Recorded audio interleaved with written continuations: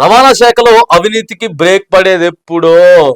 ఏజెంట్ల చేతికే ఆర్సీలు, డ్రైవింగ్ లైసెన్సులు, షోరూంలోనే శాశ్వత రిజిస్ట్రేషన్ ప్రకటనలకే పరిమితం. చూడండి, ఇక రవాణా శాఖలో మామూలుగా కాదట అవినీతి. పోయిన సంవత్సరం క్రితం ఏం చెప్పారు తెలుసా? ఇక ఇప్పటి నుంచి అవినీతి ఉండదు, మొత్తం ఎక్కడికక్కడికి సీసీ కెమెరాలు ఉంటాయి, మొత్తం సెన్సార్ సిస్టమ్ రాబోతా ఉంది. ఆయన డ్రైవింగ్ చేసిండా లేదా, ఆయన అటెండ్ అయిందా లేదా అనేది సీసీ కెమెరాలో మొత్తం ఉండబోతా ఉంది. ఇక సంవత్సరం అయిపోయింది.